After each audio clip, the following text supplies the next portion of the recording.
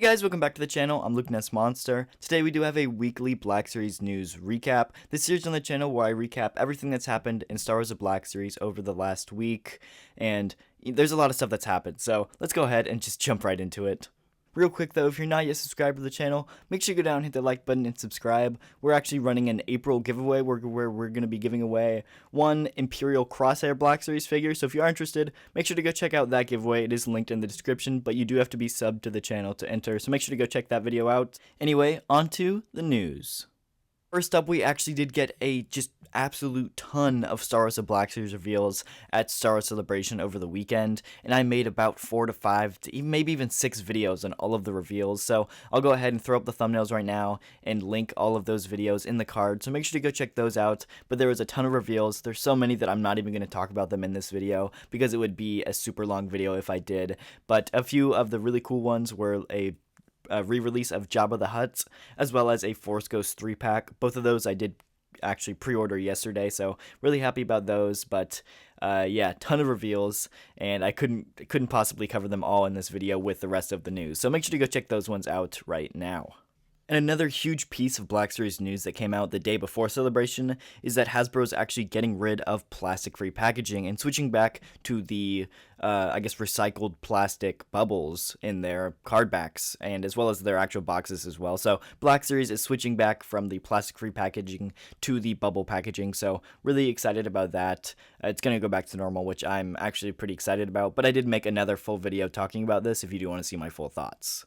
Anyway, a few days ago, Yakface did post this image with a Target exclusive figure pack that was a $55.99 set, so people were kind of confused what this was going to be, but it was actually revealed as a Mando Monday reveal yesterday, and it was the Cad Bane and Cobb Vanth 2-pack, so this one's pretty cool. It did go up for pre-order today, so I believe it might still be up for pre-order on Target. I haven't checked, but one thing that I completely missed when talking about this figure yesterday is that this Cad Bane is different than the mainline release one because it has a brand new head sculpt. So this photo is from Out of the Basement because they pointed it out to me, which is super cool. I'm really glad they're doing exclusive head sculpts like this on kind of like multi-pack figures. So I really like that they did this, and yeah, I thought I would point it out because I didn't even notice.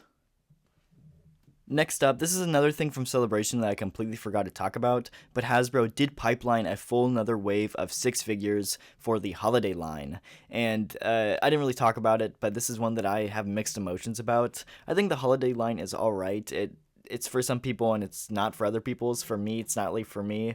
But what I wish they would do is they would do more like kind of what Lego does with their advent calendars. When I wish they would do almost like holiday themed characters, like a Yoda with like a Santa hat, or a Darth Vader with a Christmas sweater, rather than doing the multicolored figures that really don't do anything special. It's just for me that they don't really have any significant value because they're not real characters and they're just kind of multicolored random things that don't fit on the shelf. So I think if they're going to continue the holiday line, they should do specific characters with more like holiday themed attire rather than just the random multicolored figures.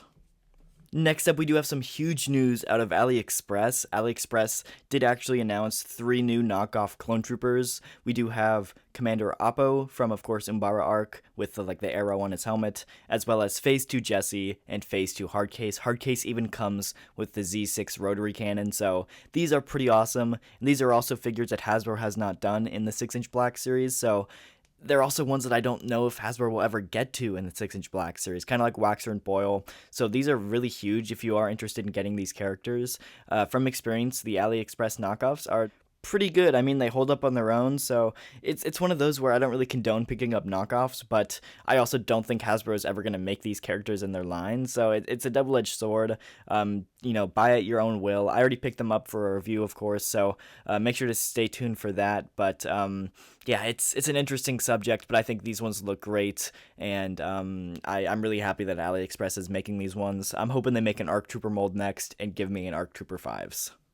Next up, we actually do have a confirmed wave for 2023. This is actually the wave that Season 2 Omega is in, so we'll have to wait and see what the rest of the wave ends up being, but we do know that it will be released in 2023, and so because of that, I assume that the entire wave is going to get revealed here very soon. I'm guessing maybe May 4th will be the date that this wave gets revealed, but we will have to wait and see. Either way, I'm really excited for this, and like I said, I'm just waiting for more mainline Black Series waves to get pushed out.